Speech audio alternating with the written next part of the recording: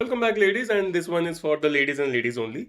We are going to talk about the degenerate, lonely, and बिल्कुल ही गरीब औरतें of this समाज. यही कुछ डेमोग्राफिक है, यही कुछ एक वेन डायग्राम है जिसके बीच में पड़ती है वो औरतें who romanticize serial killers क्योंकि उन्होंने कहीं डॉक्यूमेंट्री देख ली उसके बारे में या फिर कोई सीरीज देख ली या फिर कोई मूवी देख ली and they fall for him. Imagine this: a man has murdered 30 people, cold, calculated, ruthless, and yet he has fans. He has love letters, even marriage proposals.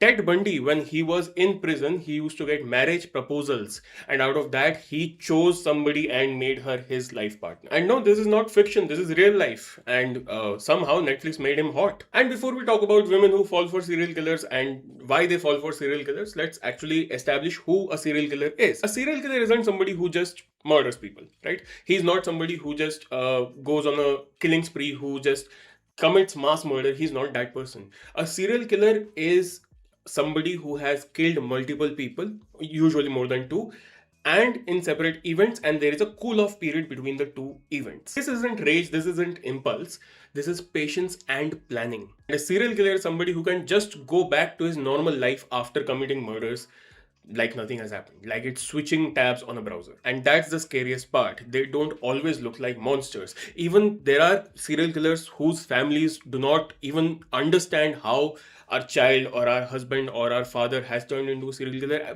because he was living a general life. He was living a normal life. He was with us. He was a family man. He was a son. He was somebody. But of course, there were signs, I would believe. Usually there are signs in multiple serial killers cases and their history, तो अब उन सारे sad stories में हम जाएंगे नहीं. But getting back to the point, these people are usually somebody who are well adjusted in society, yet they are cold-blooded murderers. So serial killers aren't new as a concept. There have been ancient poisoners in Rome. There have been cases of medieval peasants who used to look normal, function normal, but they used to have victims and a cool-off period between the two victims they used to murder. However, things got interesting in the modern era. There are cases such as Jack the Ripper, there is H.H. Holmes, there is Ted Bundy, there is Jeffrey Dahmer. These are some people who have become modern legends even though they are killers. Especially Bundy, well educated, charming, good looking, basically the exact opposite of what you would expect. And that is exactly why it works. Let me give you a little brief about these serial killers. Jack the Ripper. In 1888 London's Whitechapel district, Jack the Ripper lured prostitutes into darkened squares and side streets before slitting their throats and sadistically mutilating their bodies with a carved knife. The killer allegedly sent a number of letters to the London Metropolitan Police Services in which he taunted officers about his gruesome activities and speculated on murders to come. After his final victim, the killer seemed to disappear like a ghost. The case was officially closed in 1892, but Jack the Ripper has remained an enduring source of macabre fascination. The most popular theories suggest that the killer's understanding of anatomy and vivisection meant he was possibly a butcher or a surgeon. Over 100 possible suspects have been proposed. H.H. Holmes, somebody who had a murder castle basically. H.H. Holmes had a 3-story inn that he secretly turned into a torture chamber. Some rooms were equipped with hidden peepholes, gas lines, trapdoors, and soundproofed padding, while others featured secret passages, ladders, and hallways that led to dead ends. There was also a greased chute that led to the basement where Holmes had installed a surgical table, a furnace, and even a medieval rack. Holmes led many victims, mostly young women, to his lair only to asphyxiate them with poisonous gas and take them to his basement for horrific experiments. He then either disposed of the bodies in his furnace or skinned them and sold the skeletons to medical schools. He was finally caught when one of his co-conspirators tipped off the police after Holmes failed to deliver his payout. Holmes was eventually convicted of the murder of 4 people, but he confessed to at least 27 more killings before being hanged in 1896. Ted Bundy. He seemed like the unlikeliest serial killers that made his decade-long multi-state killing spree all the more surprising and to some appealing. Born to an unwed जो भी फलान ढमकाना, मुझे इसकी back story में नहीं जाना. I do not want to get into the sad story of or the background of Ted Bundy. Get into his crimes.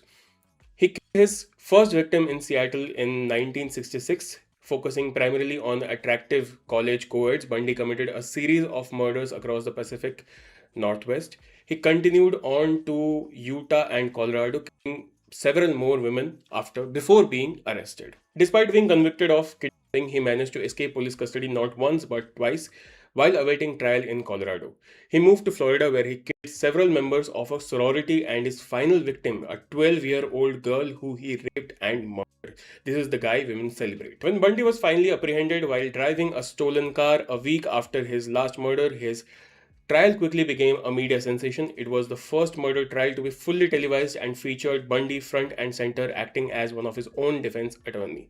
He became a media star, welcoming journalists to his cells, receiving letters of admiration from lovelorn fans, and even marrying one of them, and providing an endless list of clues about additional murders he might have committed in the hopes of delaying his execution. It didn't work. He was executed in the electric chair in 1989 with the true number of his victims unknown. And of course, Jeffrey Dahmer. Jeffrey Dahmer committed his first murder in 1978 when he was just 18. He would go on killing until his arrest in 1991 after a man escaped his clutches and hailed down police near Milwaukee. When the victim led police back to his captor's apartment, they discovered photographs of dismembered bodies, the heads, and genitals of several other men, and a tub full of acid that Dahmer had used to dispose of some of his 17 victims. 3 years before his 1991 arrest, and with several murders already under his belt, Dahmer was convicted of drug and sexually molesting a young teenager. After serving only a year, he was released and continued his killing binge, which focused almost entirely on young men of color. Dahmer's sensational trial, featuring lurid descriptions of his eating the body parts of some of his victims and admissions of necrophilia, renewed the world's interest in serial killer. In 1992, Dahmer was sentenced to 957 years in jail but was killed by a fellow inmate just 2 years later. Now here's where things get weird. Serial killers didn't just turn into criminals, they turned into content. Be it podcasts, be it movies, be it Netflix series. These people were not just portrayed as killers, they were portrayed by attractive Hollywood actors. And suddenly, the guy who dismembered people and ate them is now a general heartthrob for women. There are 36 shows and movies on Jack the Ripper. There are 5 shows and movies on H.H. Holmes. There are 20 movies and shows on Ted Bundy, and there are 15 to 20 shows and movies on Jeffrey Dahmer alone. These shows don't just tell stories, they humanize killers. They give them a backstory, some trauma and emotions, and slowly a monster becomes misunderstood. Now here's the uncomfortable truth. Out of all of this media, around 70 to 80% true crime consumers are women. And no, it's not because they love serial killers, it's deeper than that. Women watch true crimes to, let's say, understand danger, learn survival strategies, spot red flags, and feel somewhat prepared. But then somewhere through consuming so much true crime, a line gets crossed. From learning survival skills to watching Netflix at 2 a.m., there is a sudden shift in perspective. He's dangerous turns into he's different. He's broken turns into I can fix him. Ladies, spoiler alert, no you can't. You cannot control him. This is not a Wattpad story. This is not a smart novel. This is a man who kills people to find control. His own family hates him. His own family despise themselves and probably blame themselves for how that person has turned out in society. You cannot change that person, and you cannot idolize or romanticize or humanize a serial killer just because he sounds different, just because he's delving into perspectives that or actions that you cannot even imagine as a normal person. Most serial killers share traits such as superficial charm, manipulation, zero empathy, need for control, narcissism.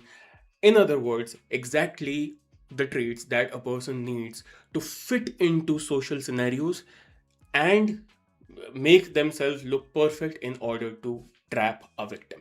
I get that women fall for serial killers because they look like a mystery, they look like a fallen puzzle, they look like somebody who is fascinating. But no, serial killers are not fascinating. Serial killers are not romantic. Serial killers are not misunderstood geniuses. They are predators. And the more we celebrate these serial killers, the more we are disrespecting the people who have been victims to these serial killers. So next time you watch a true crime documentary or a series or a movie, ask yourself this: are you learning from it or are you being entertained by it? Because we do not need to romanticize or humanize monsters. We need to remember them as they were, which are monsters. That's all I had to say. मिलते हैं अगले video में. Until then, stay safe, be safe, try to limit these kind of series and movies and documentaries and even books from your consumption list. And I would say, if you feel somebody is dangerous around you, look for signs. Look for signs for narcissism. Look for signs for psychopathy. Look for signs for antisocial behavior. And if you find these traits in the people around you that you may feel are dangerous, keep your distance. ठीक है, मिलते हैं अगले video में. Bye.